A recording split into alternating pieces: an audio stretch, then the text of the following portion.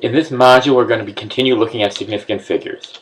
Particularly, we're going to look at significant figures in calculations for addition and subtraction. In chemistry, you will sometimes encounter some addition and subtraction problems. Changing Celsius to Kelvin, subtracting the mass of a weighing dish from your initial mass to find the mass of your product, adding volumes together to get a new volume. Now, if I did these math problems in my calculator, the answers that you're seeing on the screen are the answers that my calculator would give. But calculators is pure math, and they don't account for the precision of the measuring device. When we give our numbers in chemistry, we have to account for the precision of the measuring device. So the rule for addition and subtraction is that addition and subtraction are uncertainty-based. You're going to look at the uncertainty of every number given, and in the problem, the answer of an addition or subtraction problem must have the same uncertainty as the number in the problem with the largest uncertainty. So let's look at a couple examples of these. In the first one, the 125 degrees Celsius has the uncertainty in the ones position. The 273.15 Kelvin has the uncertainty in the hundredths position. Between ones and hundredths, ones is the largest uncertainty, so I want to round my answer to the ones position. So the 398.15 would be rounded to 398 Kelvin to express the uncertainty of our measurements. In the second one, the 37.11 grams has its uncertainty in the hundredths position. The 2.11 grams also has its uncertainty in the hundredths position. So our answer needs to reflect an uncertainty in the hundredths position.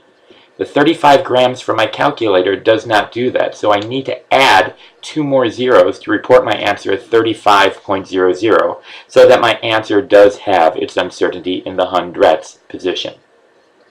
The last example, the first number has the uncertainty in the tenths position, the 12.5, and the second number has the uncertainty in the thousandths position, the 0.055.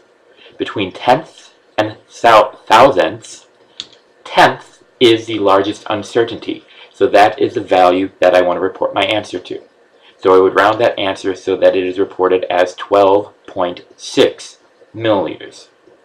So that's the basic idea between addition and subtraction in uncertainty. Let's try some on your own.